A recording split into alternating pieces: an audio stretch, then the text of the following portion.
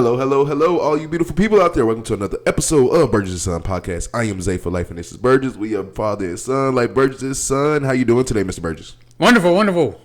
All right, let's jump right into it today because we got a lot to talk about. We've been away for a little while, and we are back. So jumping right into it, y'all see we got the football jerseys on, even though football season is a good minute away. But it's a reason why we have all of these football jerseys on, because the NFL draft just passed on it was from Thursday all the way to yesterday on Saturday. I feel actually pretty good about our draft. How about you? About the Titans draft? About the Commanders?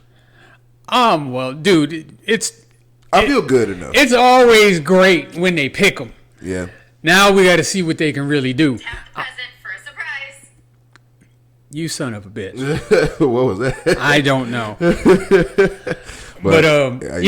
You never really know how good your draft is until you see what they can do on the field. I'm happy with the draft. Yeah. But I'm just happy that we can talk football. Yeah.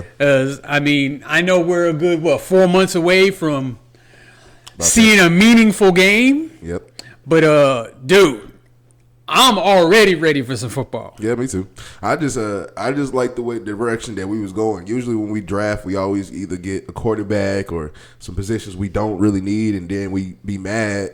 Like, oh, why are we so trash? Well, we keep picking quarterbacks every other year or every year and just picking stuff we don't need instead of actually using on what we need. And this year I was actually feeling good. Now, I'm not going to lie. I was shocked about us getting Carnell Tate, but I wasn't mad because Carnell Tate is that dude. And on top of it, anybody who drafts an Ohio State wide receiver, you're in for a good time. Like, in my opinion, like, you go from way back from the Chris Carters to the Michael Thomas to the Terry McLaurins. You know what I'm saying? Even now, highest paid receiver right now in the league, Jackson Smith and Jigman. Like, you know what I'm saying? So I love that we got Ohio State wide receiver. I just hope history continues to repeat itself and he be good in the league. But I was shocked. But it all started with Jeremiah Love going to the Cardinals. In my opinion, that's what really started all of that kind of just ruckus, in my opinion. But the number one pick we all knew was going to happen was Fernando Mendoza. We knew that was coming, and we knew that. I think the Raiders had an actually decent draft as well. They picked some good players as well. All in all, throughout the whole draft, what was your takes away from it? I mean, there was kind of some surprises that, like, the number 2 with the Jets, when they took David Bailey, nobody was expecting him to go then. Yeah. I don't necessarily think it's a bad pick, but nobody was expecting that to happen then. So it kind of started throwing all kind of stuff all over the place, kind of making things a little crazy. Mm-hmm. Then you follow that up immediately with Jeremiah Love getting picked. Which, actually, I thought that was what was going to happen, to be honest. Them getting picked early or what? Oh, that the Cardinals would pick them. They don't have, okay, now they have sort of a quarterback because they ended up drafting Carson Beck. And they signed somebody, I guess, to be kind of the stopgap. It escapes me at the moment. So them picking a stud running back doesn't shock me at all. Yeah. As you go down the draft, you get to Tennessee with Carnell Tate. Honestly, there's 2 players that I definitely wanted the Washington Commanders to get. One of them was Carnell Tate, and the other one was Caleb Downs. However, I am not upset with Sonny Styles. And it's crazy that all of them are teammates. Yeah, yep. And, we need, like, everything on defense. Mm-hmm. We need a lot, period. We need some wide receivers, too. We could use a tight end. We could use a lot. Yeah. So, but addressing possibly, maybe the most important single position on the defensive side of the ball next to maybe edge rusher is like your middle linebacker, your captain on defense. Sonny Styles was a good pick. Yeah. I wouldn't have been mad if they would have went Caleb Downs. What I am mad, though, is that he ended up going to a division rival, one, And 2, he ended up going to the Dallas Cowboys, which I absolutely can't stand because I wanted him bad. I actually think he was the best player in the draft. He was the most NFL ready player in the draft. Yes. That man probably could start for 32 teams. All 30. I don't think there's a team in the NFL that wouldn't start him opening day. Even the Seahawks will start him. Opening day. No, I'm the same way. I expressed this before the draft that I didn't really want Jeremiah Love. I wanted that defensive player. I wanted Caleb Downs for sure, but I wanted Caleb Downs, but I wanted Ruben Bain. But I was like, I want one of those two guys. Like you said, I'm not mad at Cardell Tate because I think one of the best receiver prospects we have that came into this draft. But Caleb Downs is, like you said, the most football-ready dude. His football IQ is out of this world. And then on top of that, people forget that his brother plays in the NFL as a wide receiver. So he understands wide receivers. And that's why he's so good at being a defending safety. You can put him on one-on-one. He covers like a corner. You can put him in the safety spot. He literally hawks like he's supposed to as a safety. He's so good that even though he's a little smaller for it, you can put him at linebacker and he knows what to do. Yeah, I've seen a lot of times where they pretty much play him at the line of scrimmage, and he's disrupting the offense no matter what they do. Exactly. Whether they run the ball or whether they pass the ball. Doesn't matter. Yep. As I say for sure that it was hard to kind of accept that we got Cardell Tate. It was hard to accept that we had Cardell Tate for a second, but at the same time, I was happy for it. But Caleb Downs is the most football ready guy, and I think he was the best player really best player that's coming into this draft. And the fact that he fell to number 11 is what kills me. Yeah, that's crazy. I thought the Giants would take him. I thought the Chiefs would. If you're going to draft a DB, why not draft the best DB on the board? But did the Chiefs get a pick before 11? Yeah, they traded up to number 6 and drafted the LSU corner. Yeah, okay. They needed a corner, though, bad. Yeah, they did. But after they let go of McDuffie. But the Giants had number 5 and number 10 and didn't pick him. Yep, you're right. So I was shocked. And then, I'll give credit to the Cowboys. They had 12, and they didn't take no chances. Yeah. They moved up to 11 to make sure they got him. Yep. And I think that was a good move. I hate giving credit to the Cowboys. I hate that they got the player that I wanted. Yep. But, obviously a need position for them is anything on defense because they're atrocious on defense. Which was crazy, and I said this before too. I'm giving Cowboys some credit because Cowboys actually had a good draft as far as you filling in what you need. You got Caleb Downs to start it off on defense, and everything else was straight defense. The only offense player they drafted was an offensive lineman, which they need. Exactly. But I know it's hard to tell right now because we don't know. Yeah, but it's just for you never know how it's going to work out. But one thing I do know, Caleb Downs is going to be a superstar in this league. Yep. So that's going to be your Troy Polamalu type. That's going to be your Brian Dawkins, John Lynch, key to your defense type of guy. And then you give him to the Cowboys, so he's going to be on TV early. Yeah, a lot, often. And so it's going to be crazy. Yeah, we'll see. Whole first round, pretty much.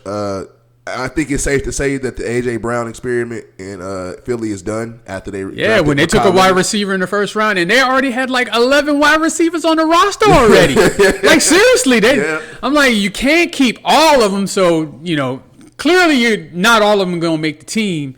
So you got to think that they're trading A.J. Brown. Yeah, for sure. I already knew that was coming anyway. And I think they said something about a formal agreement that they already had, but they just waiting for the league year to start so they can actually do their trade. Yeah, it's probably some cap implications because, he did recently sign a big contract. Mm-hmm. And so in order to not have as much dead money, maybe they have to wait till June 1st or something like that. Yeah, something like that. But, they did the damn thing with that. Yeah, so I think it's over for A.J. Brown in Philly after they drafted Mekhi Lemon. And Mekhi Lemon is nasty, too. He's going to be good. Him and Devontae Smith. At this point, it's Devontae Smith's team. And I think Devontae Smith, I'm not trying to say that, like A.J. Brown is not humble, but he can be a diva. Like, he's starting to become Stephon Diggs, but with the ring. And, and I hate it for him. And less baby mamas. Ain't no celebrity girlfriends or nothing. But it started to kind of get annoying a little bit. But whatever makes him happy, I'm happy for him. Another guy that we took, the Titans, we traded up to 31 to get Keldrick Falk, the defensive end from Auburn, who I didn't watch a lot of his game, but I did see some games that where Auburn was playing and he was disruptive. But then, after a lot of these picks, you go and watch film. And on film, on tape, he looks like he can be a dude. And so he looked like a guy that Robert Saleh would come in, and him and Jalen Johnson on the edge. We got Jeffrey Simmons, and then we got Franklin Myers from the Broncos. I think we're starting a little foundation. One draft pick I say, though, at number 32, the Seahawks drafted Jadarian Price. Now, if y'all don't know, Jadarian Price was actually the teammate of Jeremiah Love, okay, from Notre Dame, and they both were. You have to be great quarterback. You got to be great running backs if both of y'all got picked in the first round, right? You got to be a great running back, period, to get picked anywhere in the first round. Yeah, exactly. So Jeremiah Love getting picked third, that's crazy. Yep. And then to be a first round running back, you really got to be a great player. So.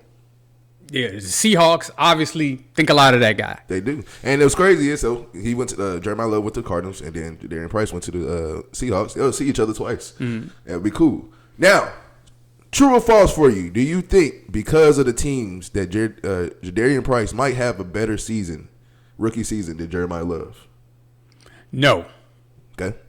No. False. And I'll tell you why. Okay. The first is. The Seahawks offensive line is no joke whatsoever. So I'm not saying that they could just put anybody back there.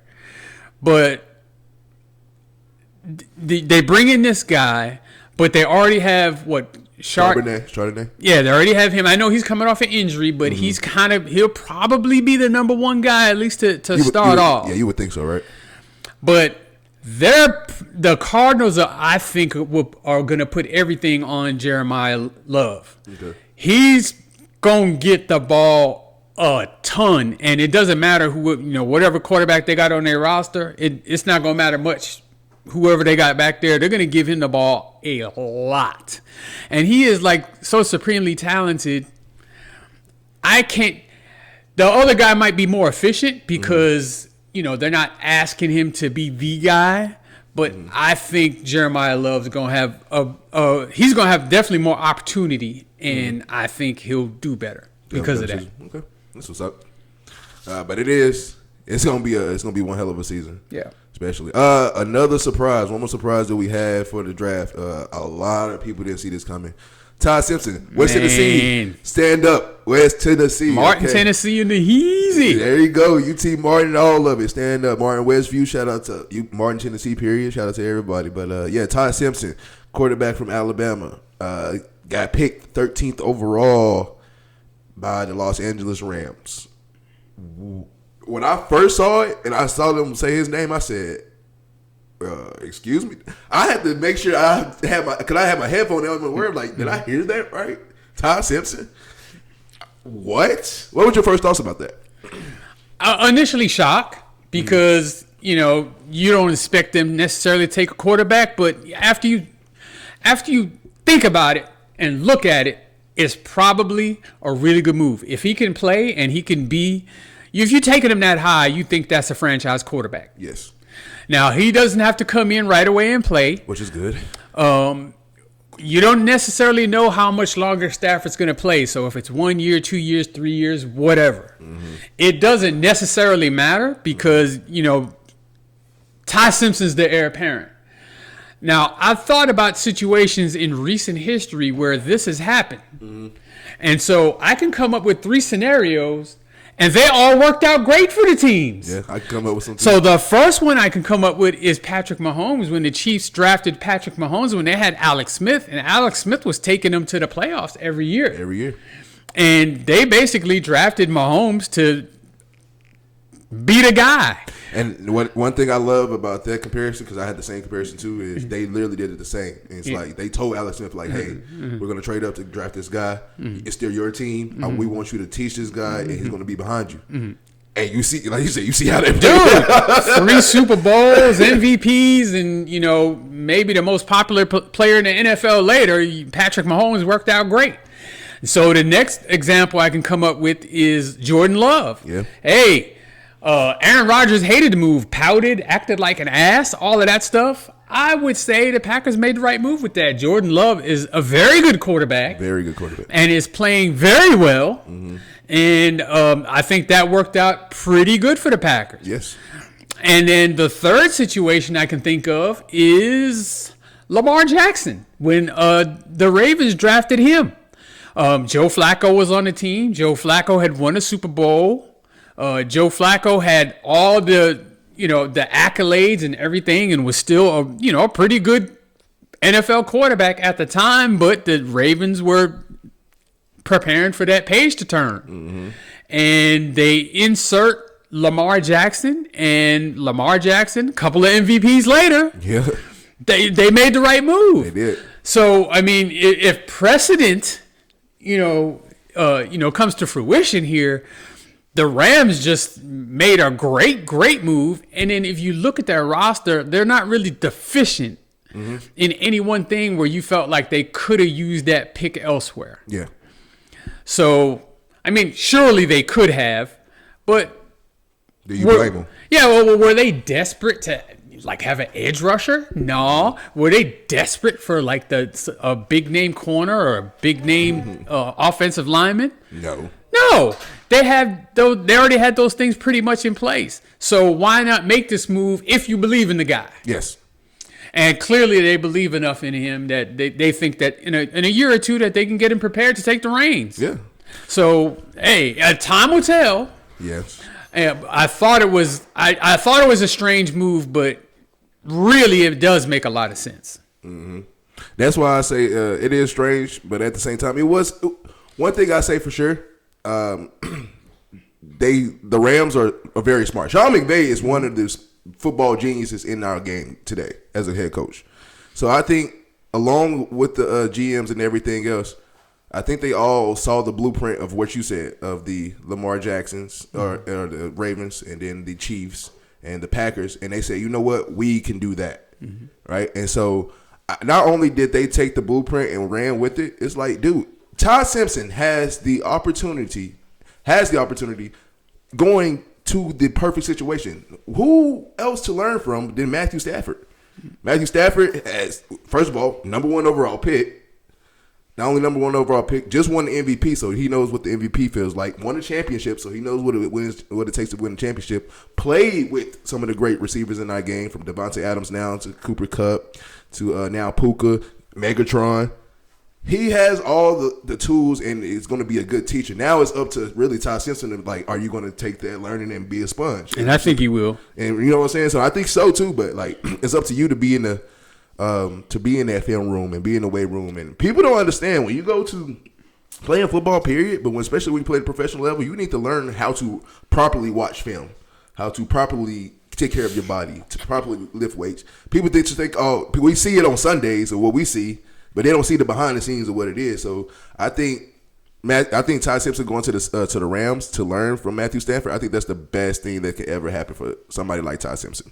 Yeah, it's been said a lot of times that the best time to draft a quarterback is when you don't need a quarterback. Yeah. So you bring in the young guy. There's no pressure on him whatsoever. Because he don't have to play. The only thing he's got to do is learn how to prepare, learn the scheme, and gain experience that way before he ever takes the field.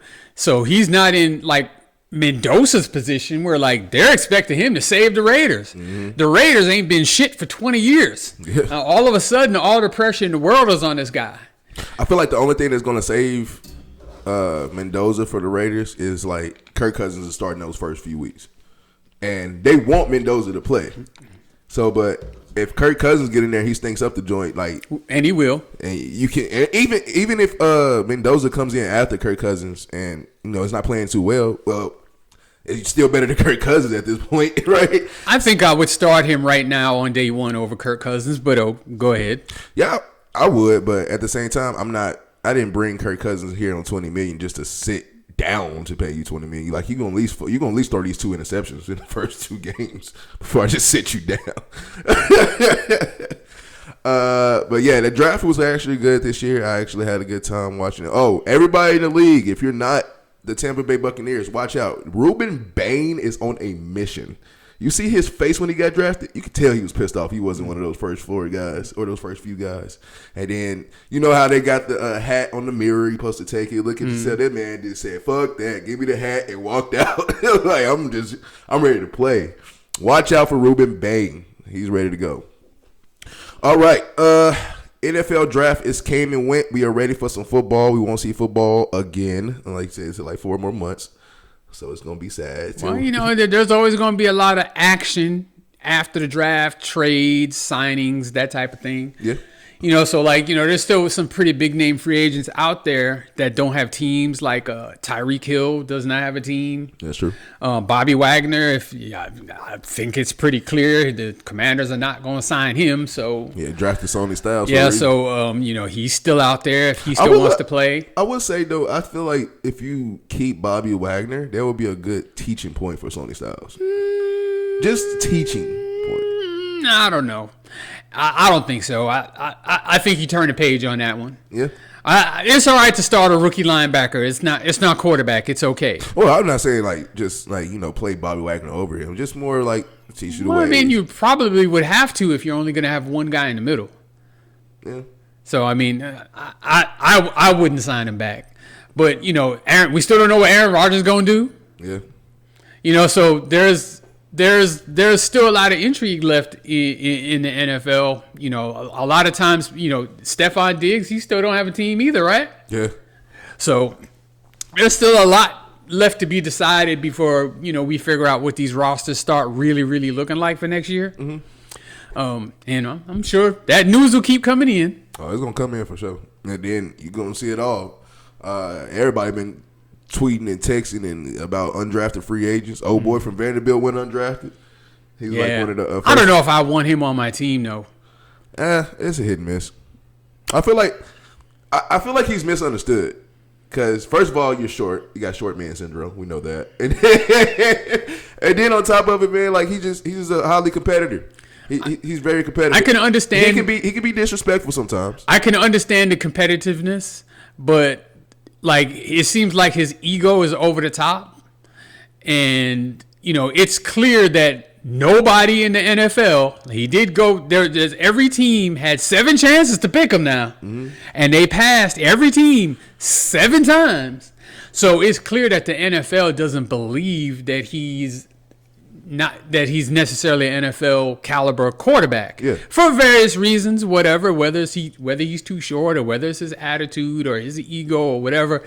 Just from what I see, I think he can play. But is that what you want in your locker room? Is that guy with that ego with no expectations what you want on your roster? Yeah.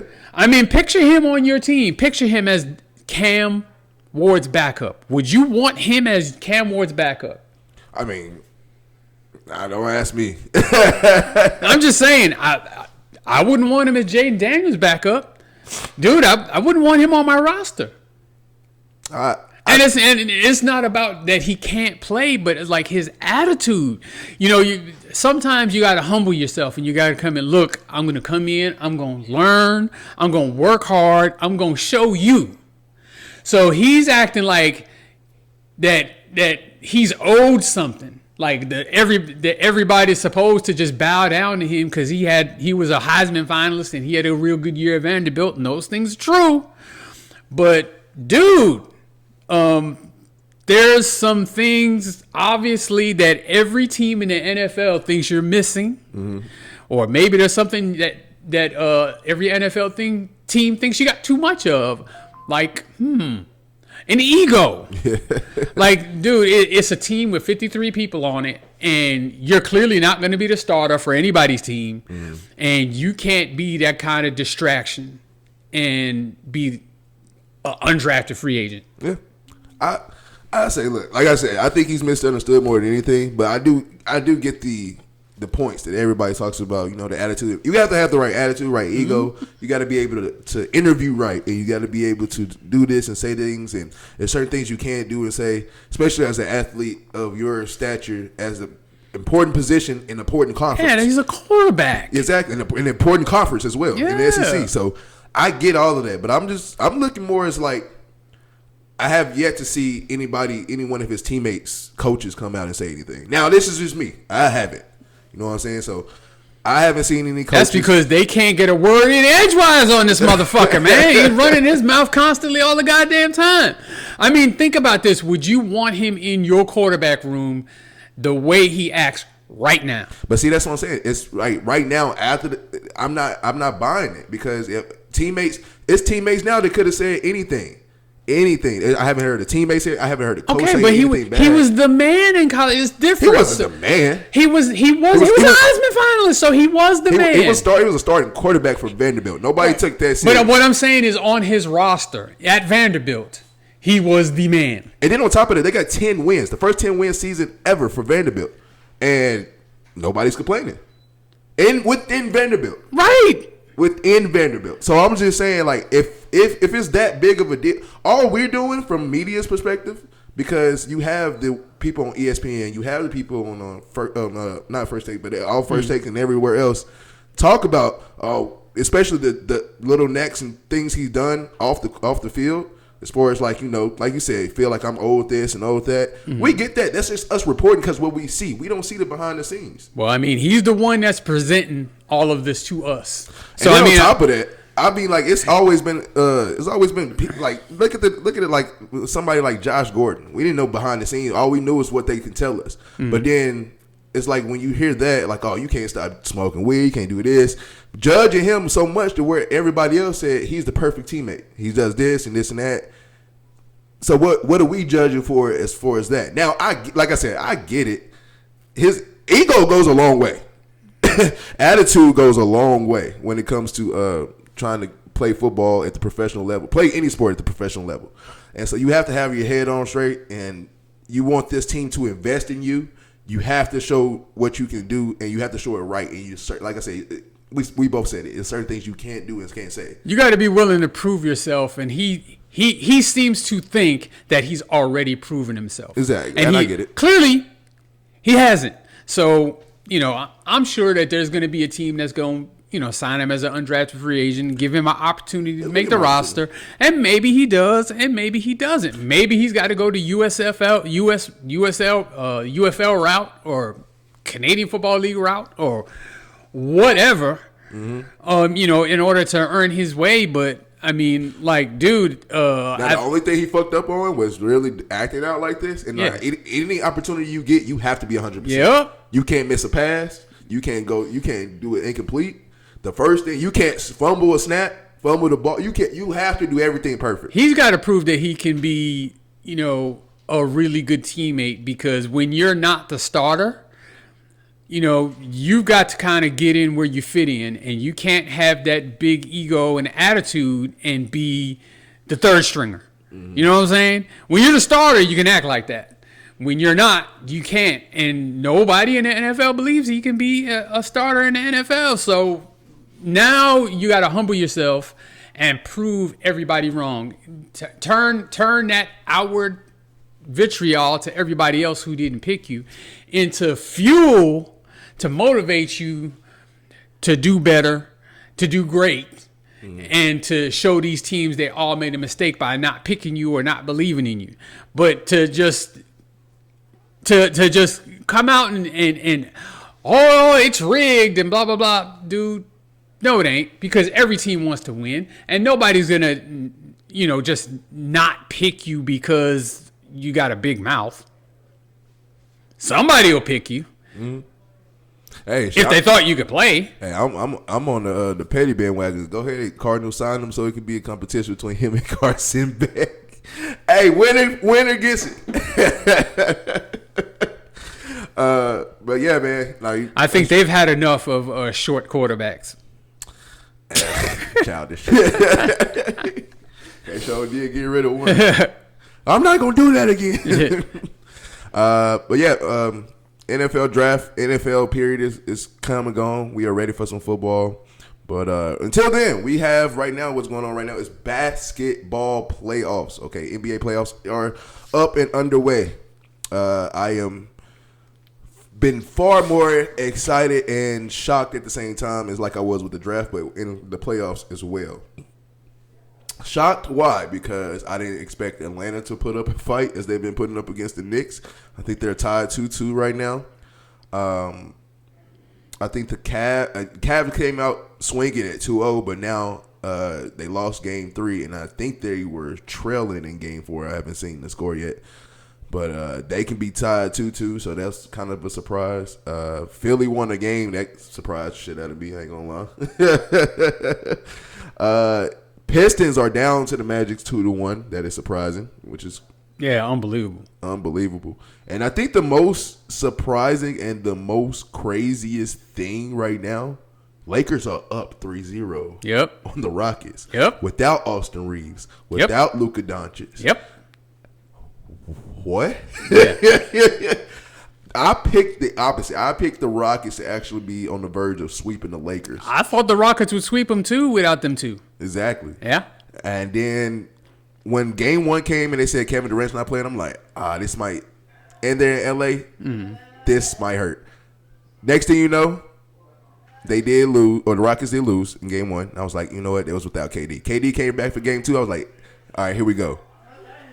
What? Okay, Game 3 in Houston. Even though Kevin Durant is not playing, I'm like, dog, KD is not. What's wrong with KD? Right? And so I'm like, all right, whatever.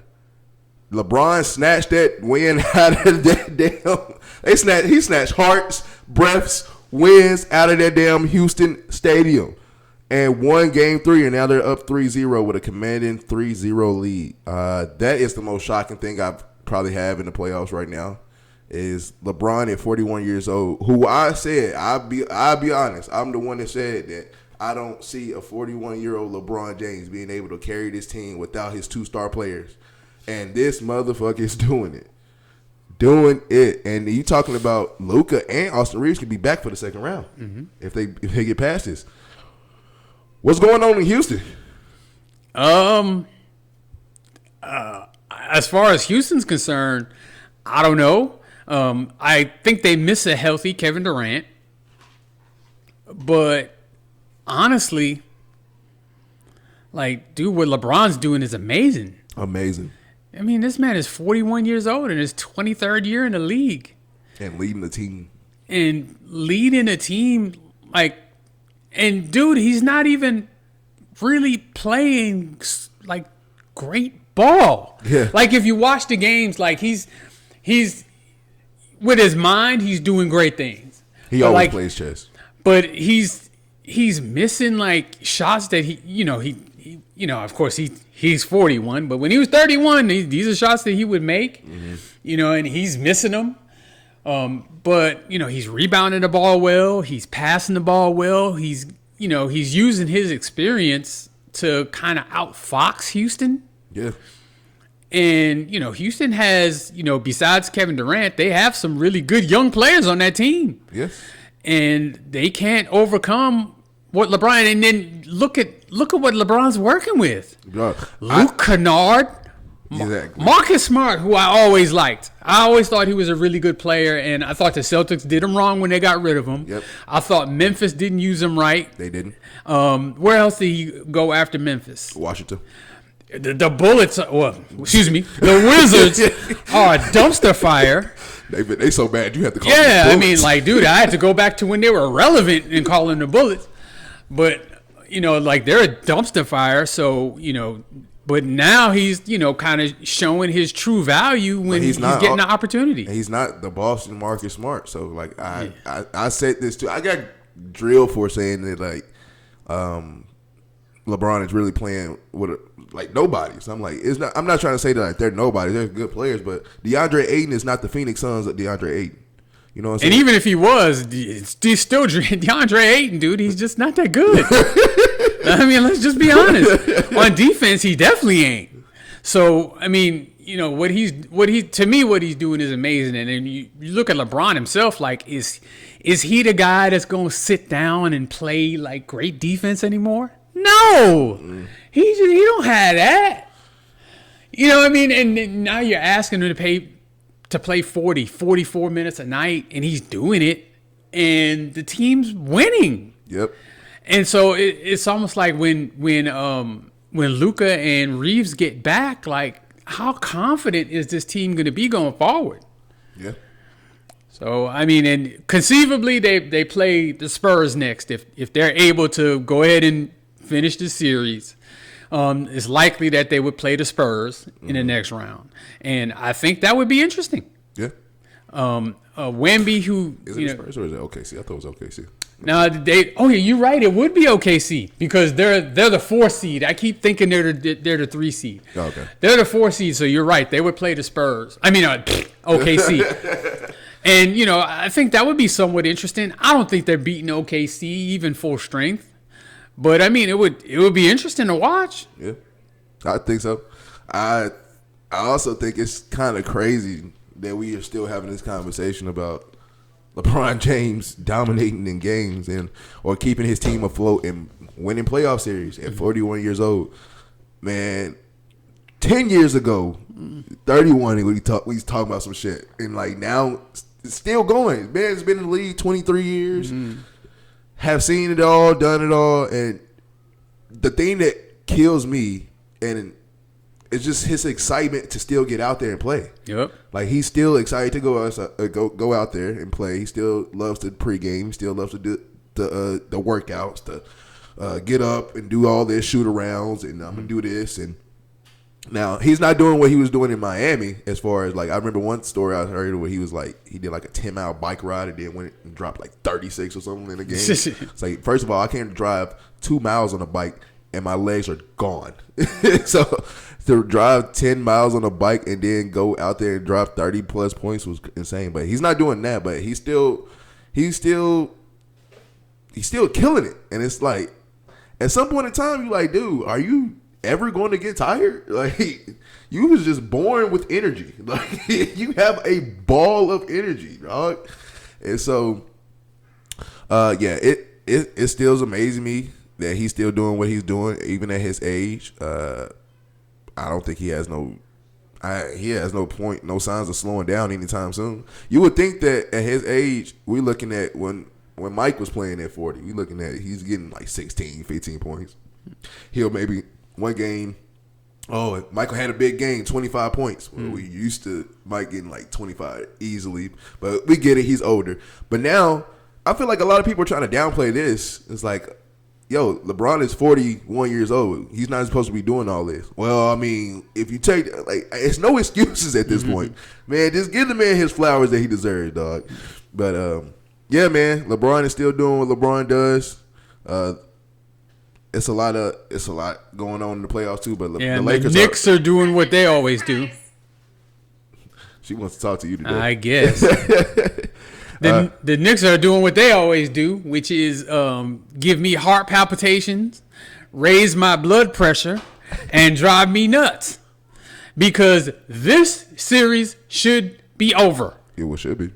It should be over. The 2 games that they lost, they should have won both of them, especially game 2. Yep. Like They just find new and innovative ways to blow games and choke games away. It makes me so sick. And then they'll do something like win game 4 in a pretty convincing fashion and kind of show you, we're really the better team. Yeah. Okay, close these clowns out. Like, what are you doing? What are you doing? We should have our feet kicked up, getting ready for Boston. That's what we should be doing. Mm-hmm. But no, we still got 2 more games guaranteed left with the Hawks. Now we got home court back, and we should be able to pull out this series. But like I said, the Knicks, man, and then you said it too. Like this, the Knicks can win this series or they can lose. Yeah, they could they can go to the conference finals or they can lose in the first round. Looks like they're closer to losing in the first round than going to the conference final. Yeah, They make me sick. You know what? I noticed something. I saw somebody say this about like Jalen Brunson and like Shea, but mostly Jalen Brunson. It was like we rave so much about their offensive game and how they can take over games and this and that, but we never hold them accountable for not playing defense. A lot of times we're looking at C.J. McCollum cook Jalen Brunson.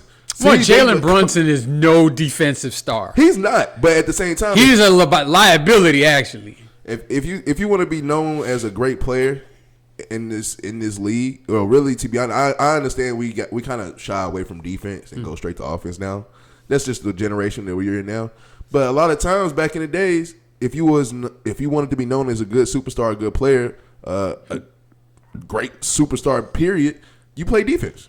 Like your best players play defense, from LeBron, from Kobe, from MJ, to all the ones that you say that even Kevin Garnett, to like, you know what I'm saying, they get great offense, but then they take pride on playing defense. I mean, I know we don't have the pridefulness of playing defense anymore, but where's the sense of urgency do you have for defense?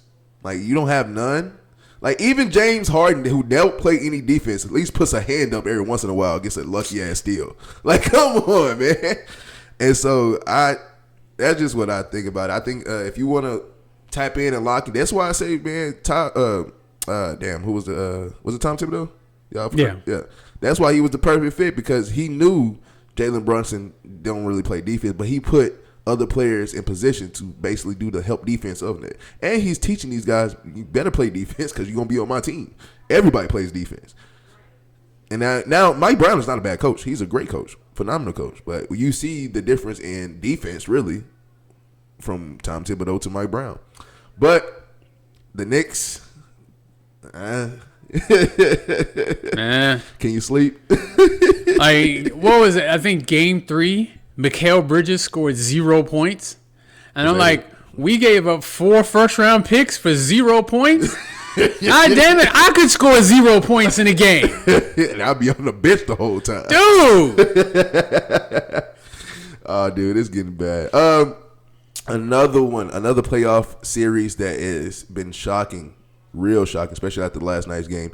Minnesota Timberwolves versus the Denver Nuggets. Now, if you was to tell me that if you would have told me before the playoffs started, you'd be like, hey, the Timberwolves are going to have a 3-1 lead over the Nuggets, and they're going to not have Ant-Man and DiVincenzo are going to be out, I would look at you and say, the fuck you just say to me? But that is what's happening right now. Okay, Timberwolves are up 3-1 over the Nuggets right now after winning last night without DiVincenzo tore his Achilles, so he's out for some significant time. He might miss next year for sure. And then I thought it was a hyperextension on Ant-Man, but you told me it was it's a bone bruise. So that's even worse. A hyperextension, you probably can you can stretch that out and really kind of get ready for the next series. Maybe you could miss a game or two. Exactly. Yeah. But bone bruise? Yeah, he's out a few weeks. That's even worse. So then they had I can't even think his name. Ayo, whoever it is. I don't even know who he is. Dude. I know he scored 43. I know that. And he used to play for the Bulls. Didn't even know that. But came in and just dominating. Jokic is looking like a rookie Jokic right now. Like, Rudy Gobert is giving you fits. I'm mad at this Rudy Gobert.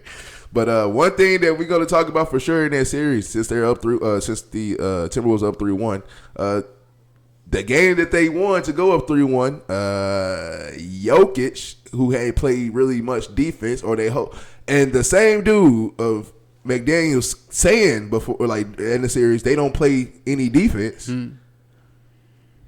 Jokic played defense at the last second of the game for sure. He ran back on defense. I don't know that he played defense. He ran back at least. That was the most effort he gave during the whole game. And like they said, that's the fastest he got back. That's the fastest on defense. But by that time, what's the point? So if everybody who really don't know, if you haven't been paying attention, the Nuggets and the Timberwolves play on Saturday night. Timberwolves was up by a significant number with like 4 seconds left. Throwing inbound the ball, and McDaniels just got the ball. I thought he was going to wait to timeout to lay it up, but he got the ball, a second left on the clock, and he just laid it up.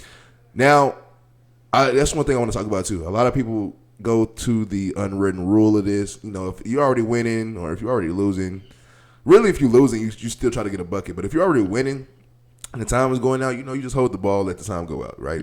It's an unwritten rule. It's not in the rules itself. It's not written down. It's not, you don't have to. But, you know, a lot of players respect the rule and honor the rule. Some don't, but a lot of them do. You know what I'm saying? But, yeah, McDaniels went ahead and laid up the ball, and it was still a second left, and Jokic sprinted to this man to get in his face, and then they started to scuffle. Then some of the players got off the benches, and now they got to review all of that. So that's what happened. And so I think, first of all, I would like to say that McDaniels, in my opinion, it is what it is. You didn't do nothing wrong, but you know the unwritten rule thing, and that's one thing I want to talk about. Unwritten rules. I get that they exist in every sport, and there's certain things like this is the biggest one now that we're talking about it. Like, don't lay up the ball when you're already up like 5-10 points and there's only a few seconds left. Don't do that. That's disrespectful. But again, it's an unwritten rule. I don't have to. I can do whatever I want to. And on top of that, just like when Jokic sprinted to him, if you would have gave that same exact effort and anger in the game, maybe you would have won the game, and maybe you wouldn't be in this position. But you can't be mad when unwritten rules are broken because they're not written rules. My thing is, like for football, the unwritten rule is, you know, you already beating a team by 21, 28, whatever it is. Take out your stars or like stop me.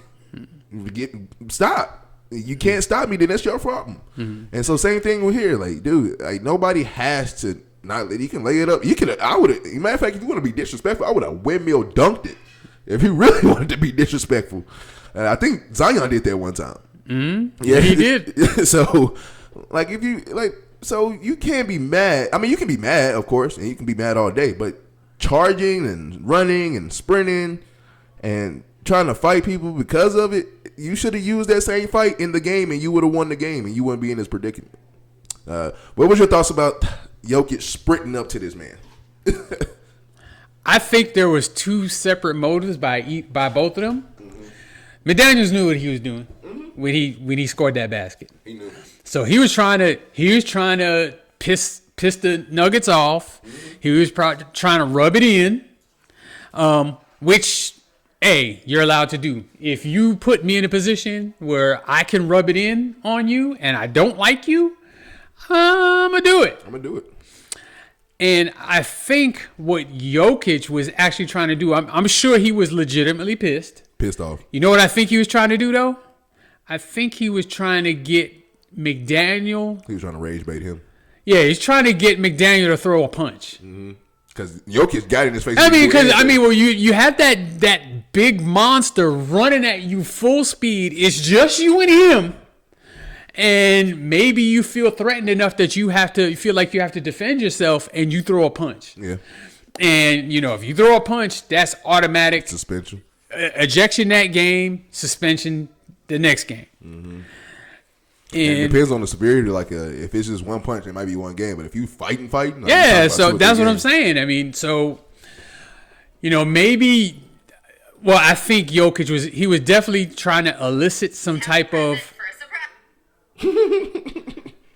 He was trying to elicit some type of response. She the special guest today. I don't know what the hell's going on. He was trying to elicit some type of, you know, response from McDaniel. And McDaniel, to his credit, didn't do it. And, you know, of course, then the bench is kind of empty. And, you know, we'll see what happens as a result of that. But present for a surprise. Oh yeah, she lit today.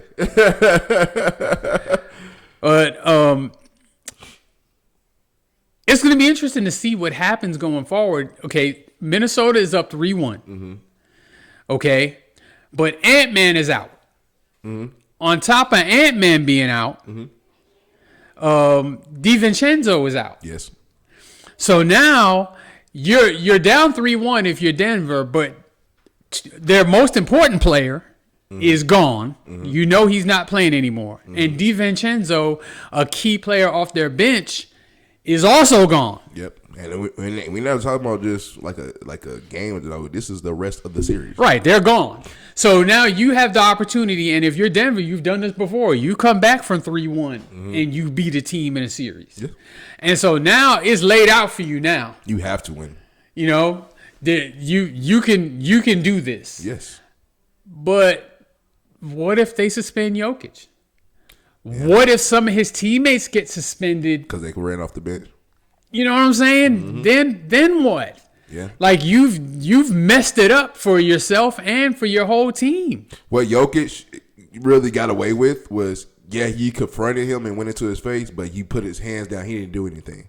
Yep. And then I wouldn't be surprised if they tried to say something about McDaniels grabbing him up before they tried to suspend Jokic, even though Jokic initiated it.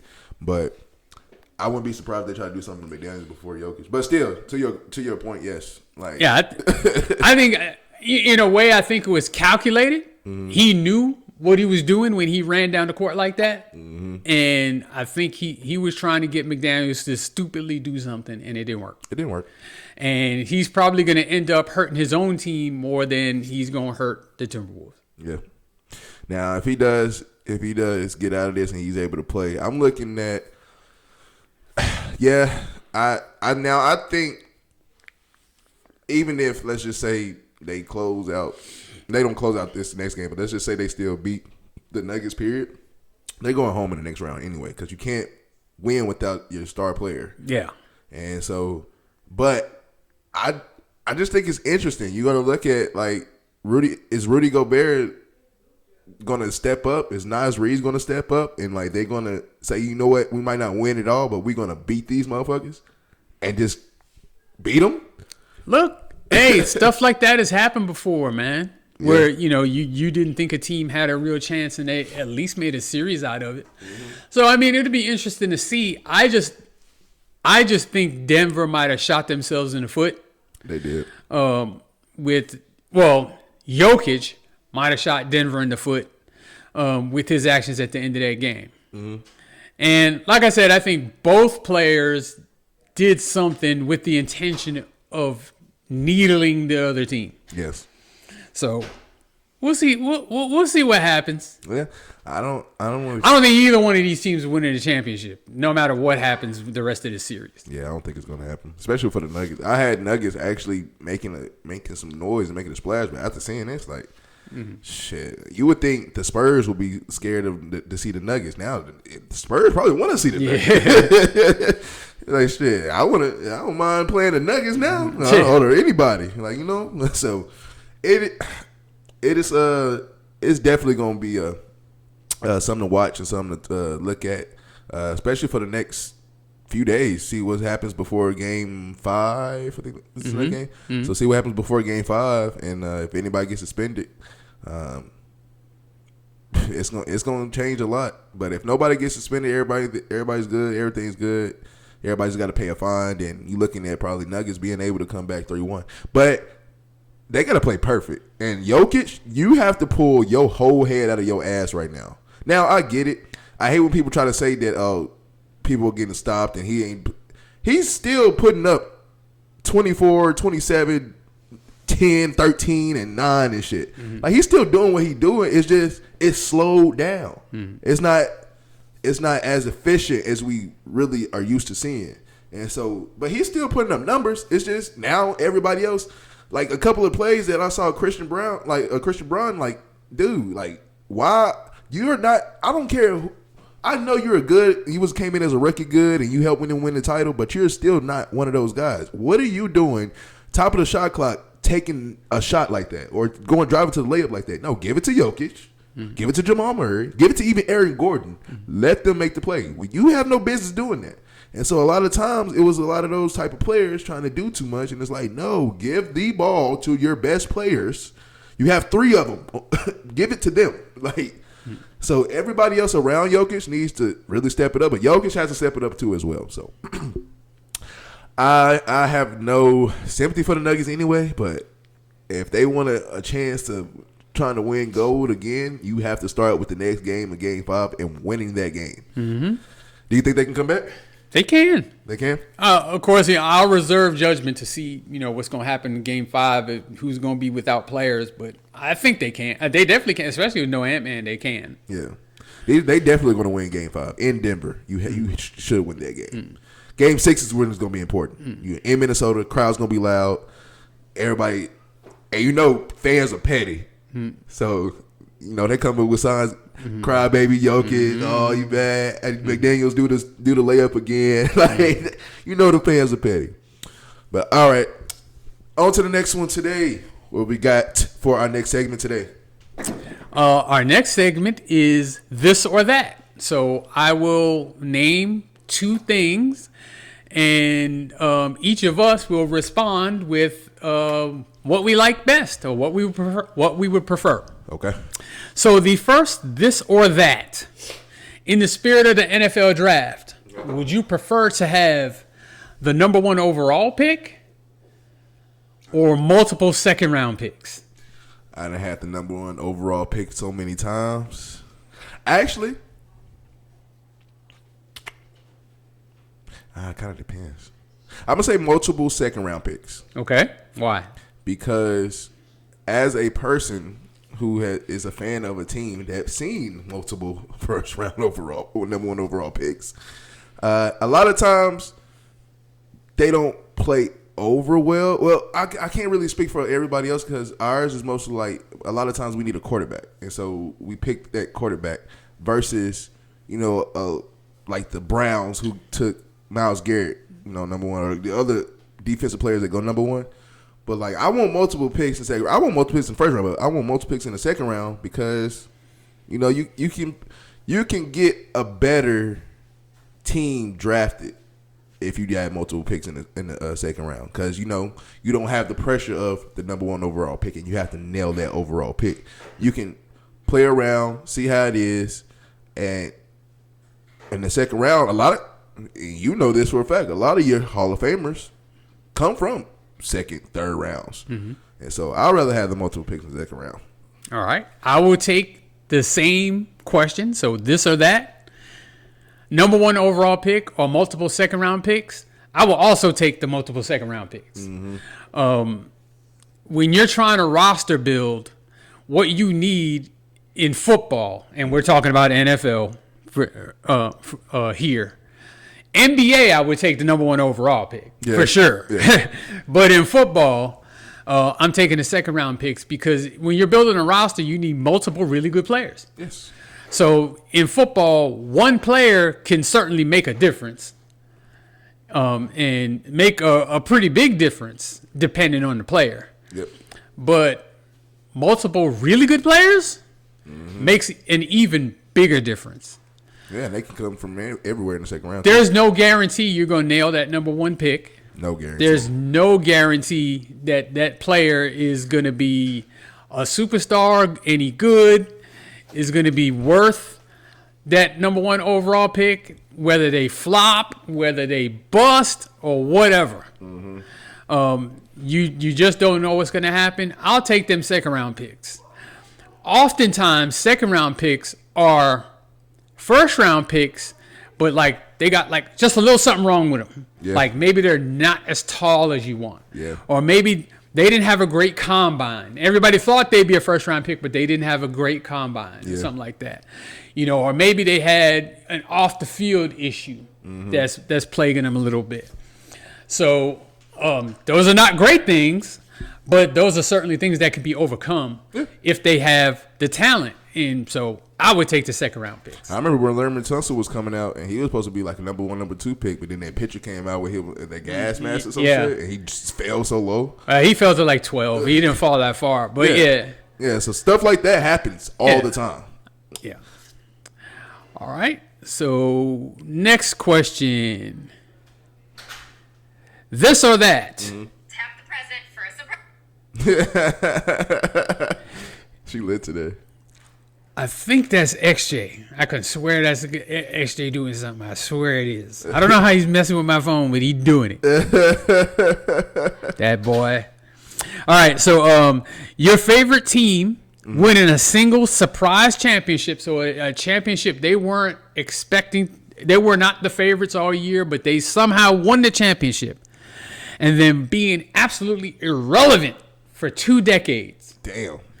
Or 2 decades of championship contention, but never actually winning the championship. Man.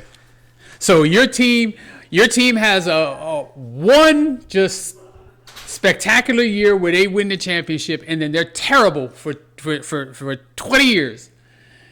Or really, really good for 20 years, but never get over the hump.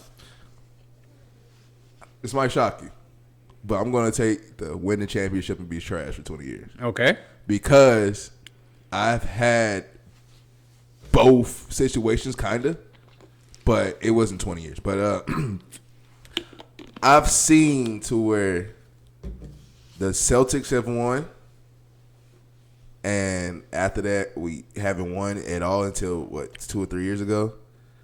But then even after that, we had a slump. We had a slump time for a minute. But once Tatum and Brown came to this team, how many years were we championship caliber and we didn't win? Every year.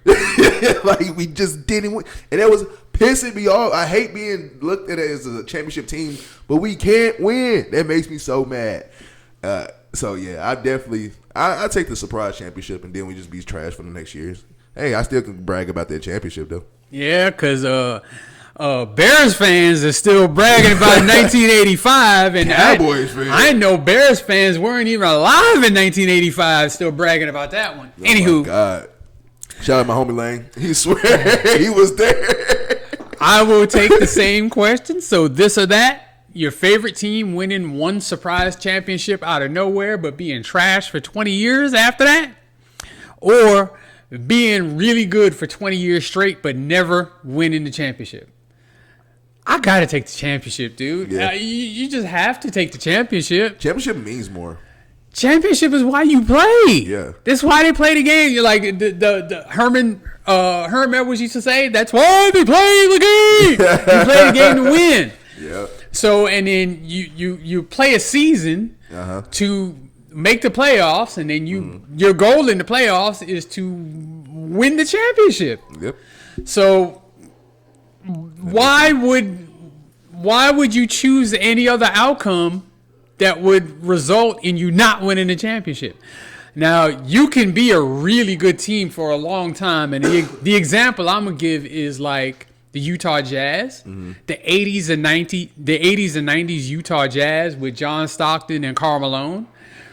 John Stockton played 19 years in the NBA, I believe. All for the Jazz? All for the Jazz. Okay. And made the playoffs every single season he was in the league. Damn. Made the finals twice. Did not win a championship. Damn. So, like, that would be an example. And I think the Utah Jazz and all their fans would trade that in for one championship. At least one championship. Just one. And just one. You know, a perfect example of that, even though they won the championship, is literally the logo of the NBA, Jerry West. How many finals he went to before he finally won his last one? But, I mean, they were championship contenders. He went to the finals a bunch of times. I know, but you losing every time would piss you off, kind of. Then you finally win that one. I remember watching Winning Time, and then he was like, when I finally won, like he couldn't even think right. Like, I just won. Or another example I can kind of give you is Toronto. Yeah, the Raptors won that one championship with Kawhi, and before that or after that, they ain't sniffed one. Ain't sniffed. Hey, but you know what? You can't ever say that they never won a championship. Yeah, they have. You can't ever say that. They won one. So yeah, Kawhi is still the man in damn Toronto. You know, he's still the man in Canada. Yeah, I mean, dude, he played one season there. One season there, and said, I mean, all right, I'm gonna head out. Yeah.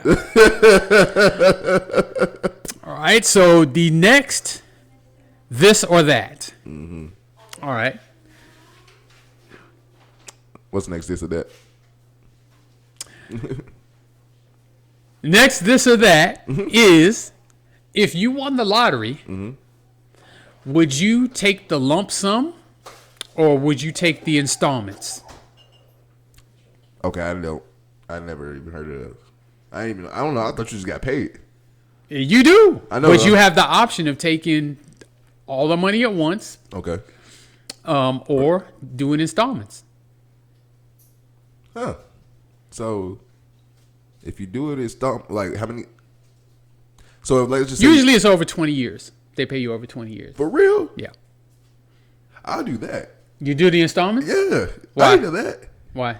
Okay. First of all, I didn't even know. I thought they just gave it to you all at once. I knew it wasn't like all at once. I knew it was gonna probably like take taxes out and it's gonna be like a couple of years. They probably distribute it out. But I thought it was like more all at once and not just. I just thought it was just one way all at once. But I didn't know what? That's something new. I'm about to check that out. No, I would take because I can easily like stretch that out and I can live comfortable and still knowing that I got some income coming in. Versus. So you don't trust yourself? I 50% don't trust myself, but I 100% don't trust the people around me as well.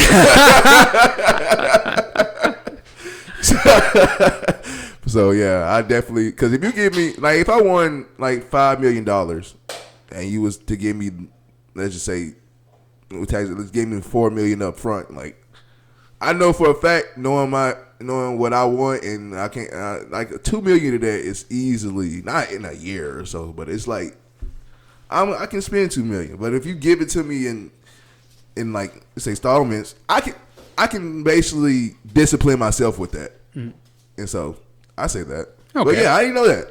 Okay. All right. So I'll take the same question. This or that. Lottery win, lump sum, or installments. I would take installments too. And the reason I would do is not necessarily so much that I don't trust myself, but for tax implications. Yeah. So you get taxed way more heavy for the lump sum than you do over the installments. Yeah. And the long-term security of having that money come in gives you the freedom to still be able to live life on your terms. And knowing that money, even if something was to happen and I wasn't gonna live the entirety for all of the installments, my family would still get it. Which is what would happen anyway if I died with a lump sum, except for I've already paid the taxes and my family just kind of gets what's left. But it would. I think like the lump sum though, like it's now because like I'm still doing installments, but the lump sum just makes it seem like if they take it all the taxes out at once, they do. Like that's kind of like a kind of like a good thing I think because you don't have to worry about it and you don't. This is all your money.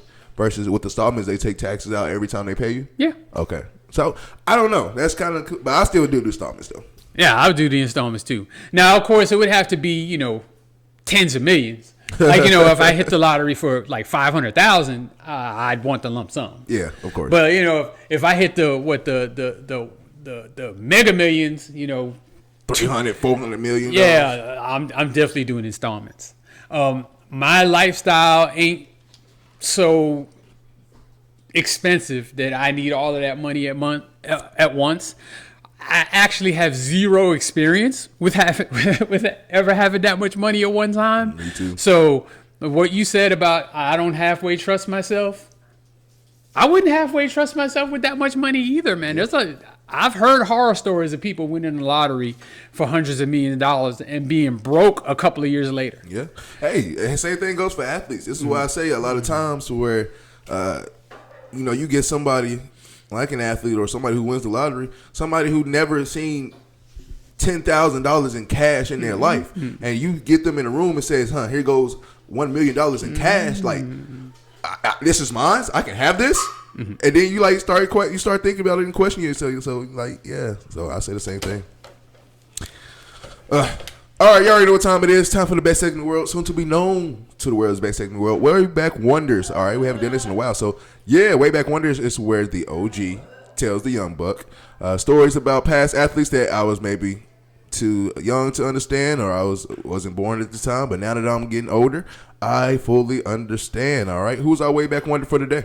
All right, today's Way Back Wonder is who I consider to be and most people my age would consider to be the greatest running back that has ever played. Mm-hmm. Jim Brown. Jim Brown. Jim Brown. I should go do Ancestry. For what's that? I should go do Ancestry. You know?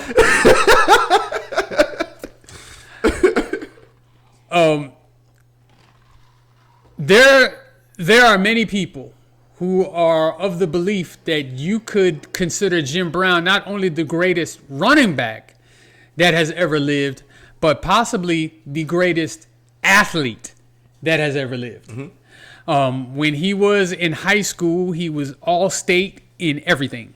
Basketball, baseball, football, lacrosse, track, all of it.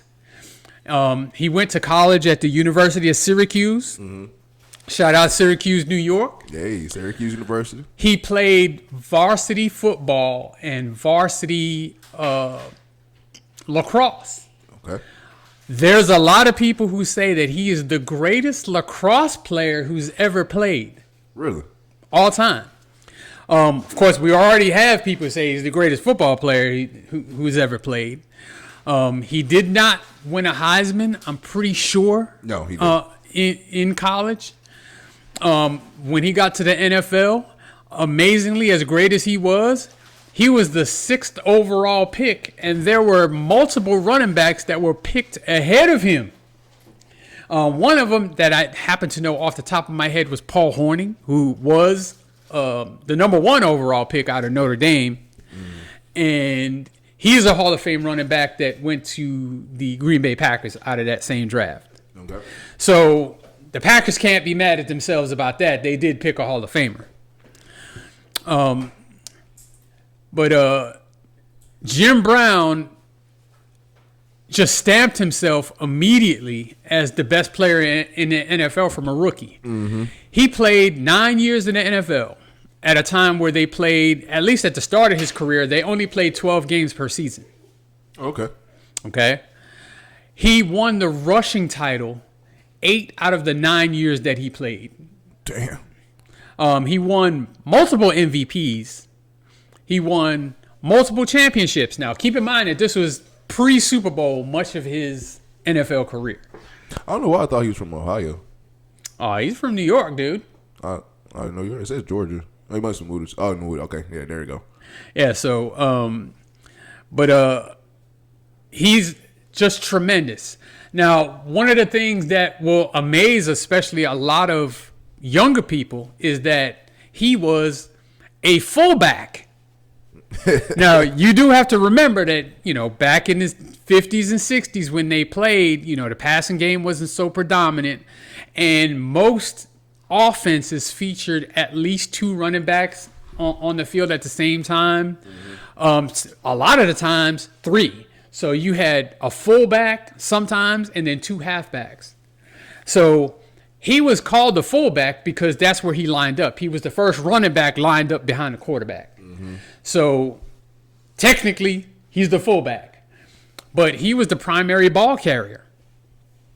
Back then, the fullback could be the primary ball carrier. Nowadays, the fullback, they barely ever get carries. They get goal line stuff and short yardage. And you have to be somebody like that fullback from the 49ers. Yeah, Juszczyk. Yeah, he's the only like one that. I can see, like him and Pritchard. Or sometimes, they just kind of utility guys. They line up at H-back. They, catch, little passes. They're, outlet guys, check down guys, that type of thing. Mm-hmm. He was the main running back, period. And I believe one of only 2 men in history of the league to average 5 yards a carry for his career. He averaged over 100 yards a game for his career. Mm-hmm. So if you translate that out over to a 16-game season like we've been used to seeing, or a 17-game season like they have now, he would average 1,700 yards a season. That would be his average season, 1,700 yards at 100 yards a game. He averaged 104.3 rushing yards a game, averaged 5.2 yards per carry. There's only one other player that averaged 5 yards a carry in his career, and that was Barry Sanders. Oh, okay. That's it. Jesus. That's it. So one season he had 6.4 yards in a carry in the season. 6'1", maybe 6'2", 232 pounds. Now, that's huge. We all know that's huge. Yeah. But if you think about that time, that's what like a center would weigh. Yeah. So he was as big as linemen. Running the ball. And fast. I mean, he wasn't like the fastest. But the combination of size and speed, they couldn't tackle him. He was the hardest person to tackle. All of those old-time defensive players all said, I had to strap up extra tight when we played the Cleveland Browns because I knew I was going to have to try to tackle Jim Brown. Mm-hmm. And I wasn't going – generally, I'm not going to be able to do it alone. I'm going to need my teammates. All of us are going to have to all jump on him. And they couldn't consistently do it enough to keep him from being the greatest running back that's ever played. One of the things a lot of people don't realize about Jim Brown is that he retired at 29 years old. Oh, damn. He walked out walked away from the game at 29. He started getting into acting. I was say, was it just like he just wanted to do something else, or? Well, I mean, he wanted to get into acting. I think there were several factors. Acting was one of them. Mm-hmm. The game, we all know that football is a brutal sport. Yes, it's a brutal sport today. Yes, back then, it was with no protections for anybody. It was even more brutal. We're talking about people could legally clothesline people. Yes, so it's a brutal game, and he was bring a player from back in the day to in here and tackle the court like what's roughing the passer. Yeah, I don't know what that is. And they're like, do whatever you got to do to get him to have him laying on the ground. But he knew the brutality he was facing, and he wanted to get out of it. I believe part of it was kind of a disagreement on compensation from the Browns. Back then football players didn't get paid a whole lot. Once he got into acting, he saw, he got paid a whole lot more to take a whole lot less abuse and didn't have to work nearly as hard. If you remember, around the time that he retired, I think he retired in 1969 or 1968, one of the two. Mm-hmm. So you're talking about the civil rights movement. He was very active in the movement during that time. So he faced a lot of public... 1965. That's when he retired, 65? Mm-hmm. I'm shocked, actually. I thought it was later than that. But that's still dead in the middle of the civil rights movement. Yep. He himself was very vocal about civil rights and was an activist then, and that continued even after his career. As far as him being very vocal about civil rights. So he faced a lot of backlash from that. Yeah. The team didn't like him being so outspoken. Imagine in 1965, you're a young black man in America and you being outspoken about your rights. Yeah. And you're a NFL player that's idolized by everybody. Mm-hmm. So, that wasn't a popular stance for him to take. He faced backlash because of that. And like I said, he found something else that he would rather do that paid him more, and he liked doing it. He decided to walk away while he could. If you transferred his yards per game over the amount of games that say Emmitt Smith played, mm-hmm. Emmitt Smith would be nowhere near the NFL rushing record. No. I mean, not even close. Yeah. He was so much better, or so dominant. I won't say he's so much better, but he was so dominant during his playing days that he was clearly the best player in the league for the entire time that he was in the league. And then when he left the league, it was such a blow because they lost their best player, period. Mm-hmm. So it was like when in the 90s when Michael Jordan retired. I mean, we know he came back a couple years later, but Jim Brown never came back. Yeah.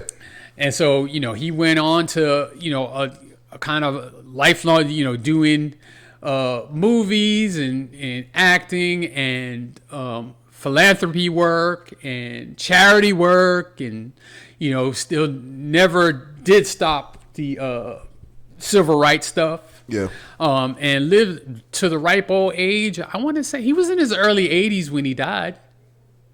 He died in 2023. 87. He was 87 years old, so he lived a right long life. I mean, he lived another 60 years after he retired from the NFL. Hey, if you kept playing, you never know what could happen. So, NFL champion, 3-time MVP, Rookie of the Year, 8 first-team All-Pros, on 1 second team, 9 Pro Bowls. That's every year he played. Every year.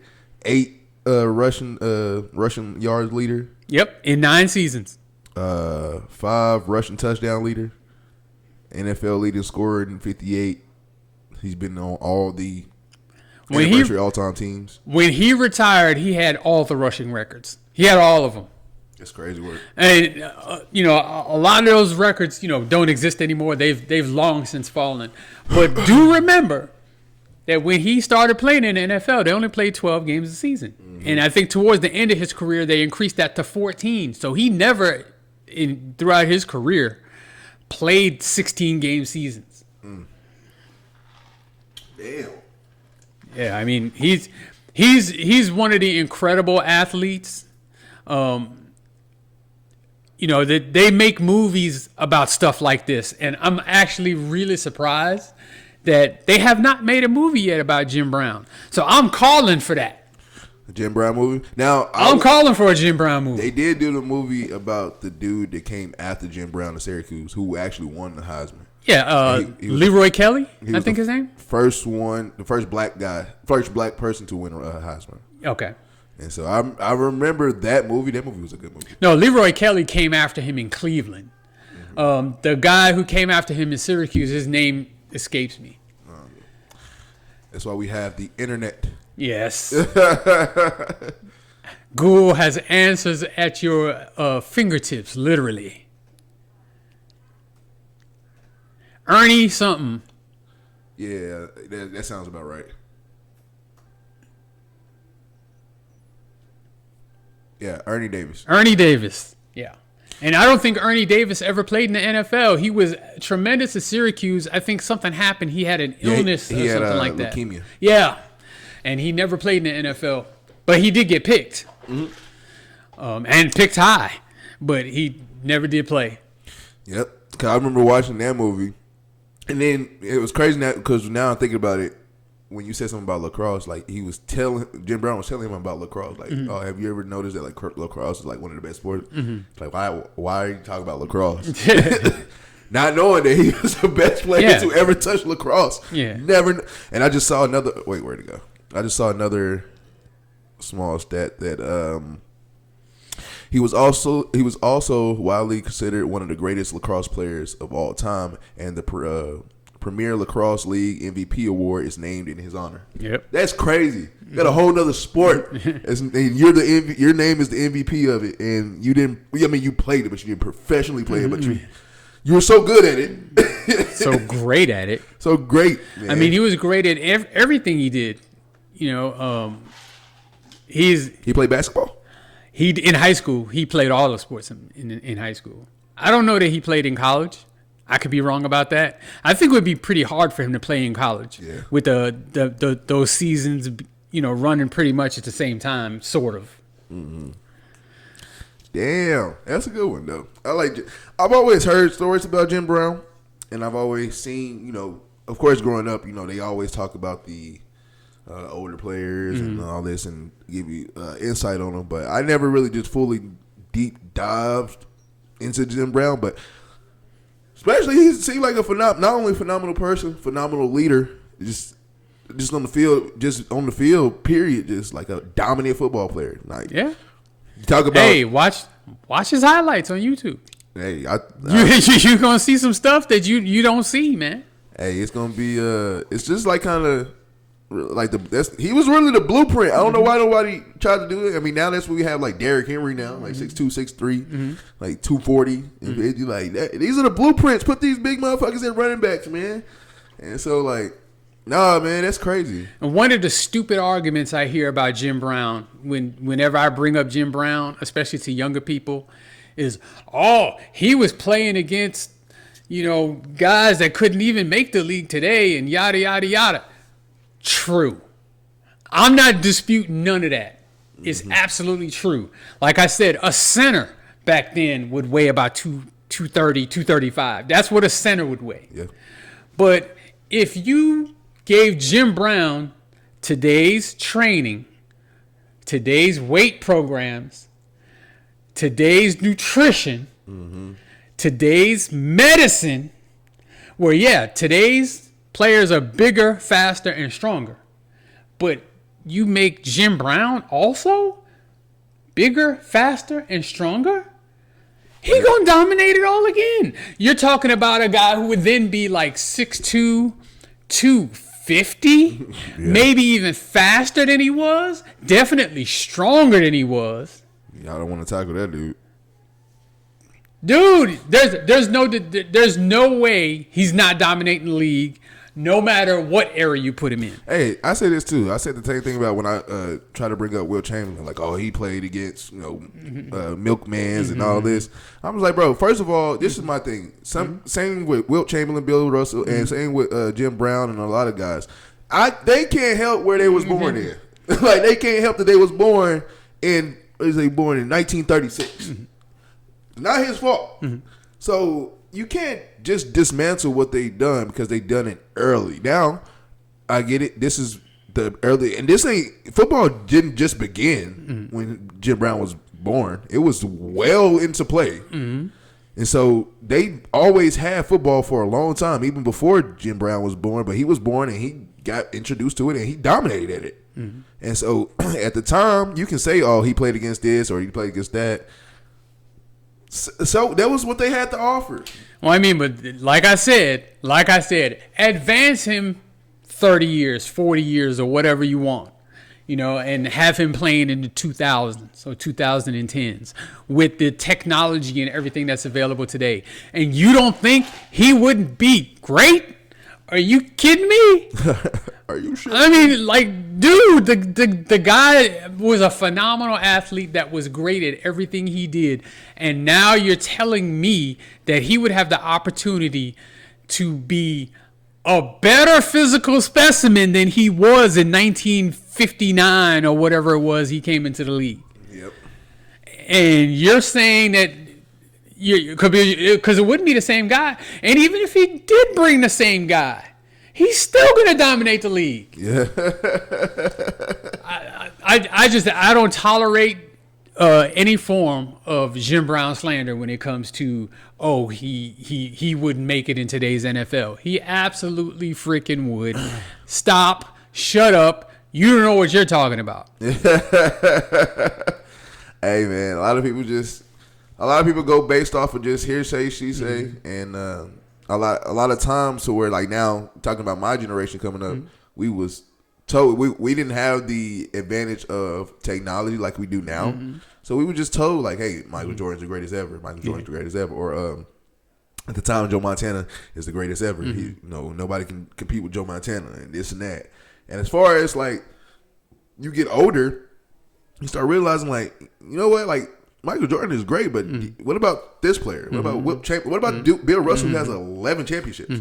Like, I know Joe Montana and Jerry Rice are good, but what about these players that play? Like, you know what I'm saying? Like, nobody talks about them. You get so starstruck with. Right now, I get it. The game has transcended to where, especially now. The exposure nowadays is phenomenal. Like, dude, if you're any good at all, everybody knows who you are. Exactly. And then on top of that, you talking about at the time where it started to peak in both sports, around the 80s and 90s, and like TV really started getting involved with these sports instead of just being taped there live. And so you see somebody live, and you start to take a liking to them, and so you try to put them above the rest. But sometimes, man, So, some of these greats, y'all, everybody needs to go do some history lessons. Yeah. Because, I mean, if what he's doing is, you want to minimize it, name the player who was playing when he played that did anything close to what he did. You can't. Yeah. Because there wasn't. Yep. And you had other ones that came in after him that considered great. And still can't touch him. And they all look up to him. Yeah. And then on top of it, you can't fairly, in my opinion, you can't fairly compare because we're talking about now 17 game versus 12 games. And the game is totally different. The rules have changed. Back then, like you see his helmet with one bar on it. You know what I mean? Like now you got the visors and everything else and all this protective equipment and the gloves and everything else. I mean, like, dude, give him all that stuff. Yeah. You know what I'm saying? And the scientific part of it, you got to get a certain amount of sleep to maximize it. And, you work out and you do this and, you have a personal trainer and, like all this stuff that's available to the athletes today that wasn't even thought of back then. And they're not trying to be funny, but like you said it too, he was back in those times where like it was bad for like black people. So yeah, that's another word you have to worry about. Yeah, that's another obstacle you got to overcome. And you come in to here like, oh, they accept us. Yeah. I can score in the other team stadium and it's okay. I bet I'm about to fuck them up. Like, dude, yeah, that's just exactly how it is for sure. Oh, that was a good one. Top 5 running back of all time. Number 1 all time. Number 1. I'll Even scream over it. I'll scream over Barry. I'll scream it to the day I die. Jim Brown. That's never wavered. Now, number 2 or 3, it depends on my mood. Sometimes I say it's Walter Payton. Sometimes I say it's Barry Sanders. I interchange them. Those two can flip flop. Number 1 don't go nowhere. It's Jim Brown. Is there a running back that's been throughout the years that you say they can probably compete with those 3? Like recently? Recently? And when I say recently, I mean like let's go back to like 1980 all the way up. Well, I mean, Walter Payton's best years were in like the late 70s and early 80s. Yeah. So somebody on par with them 3? On par, no. But, there have been some guys that have been pretty close. I would say like Eric Dickerson was pretty close. Mm-hmm. I would say Emmett is pretty close. Yeah. I mean, people don't like to give Emmett credit because he played for the Cowboys behind a great offensive line, but he was a great running back. Let's not kid ourselves. Yeah. The guys that came along later are kind of more dual threat backs. The ones I look up, the ones I would consider in that class, like Marshall Faulk or LT, LaDainian Tomlinson. Mm-hmm. I would say AP. Adrian Peterson was that good. Yeah, for sure. Adrian Peterson, I love AP. Yeah. Outside of that, like there've been a lot of there've been even great running backs, man, but just not on his level, man. I might be biased. Not on M3. Not on M3's level. I might be biased, but like I say, if he continues to play at least for another 5 years and continue to dominate Derrick Henry, I'll agree with you on Derrick Henry, and I don't think he needs to play that much longer. Yeah. I would say give him another 2 years at like a Pro Bowl type level. He's up there with them guys. Yeah. Yeah. Dude, and then you know how great you got to be to have a rule made for you in like a whole state of like, all right, if y'all are up by this much, you have to take him out at halftime. Like, yeah. That is crazy. I saw somebody say that like, yo, Derrick Henry had been taken out of so many games that like if you would have kept him in, the records that he did break, they would have been shattered. Like nobody was breaking those. I was like, damn. So yeah, that's a good one. All right, everybody. Thank you guys for joining us on another episode of Burgess&son Podcast. We will be back soon to give you guys the scoop on more basketball. Will Jokic play? I just got a notification. Kevin Durant is not playing tonight. Kevin Durant is not playing no more this season, then. They might get put out tonight. Yep. So we're going to see what happens. Okay. Till next time, I'm Zay for Life, and this is Burgess, and we are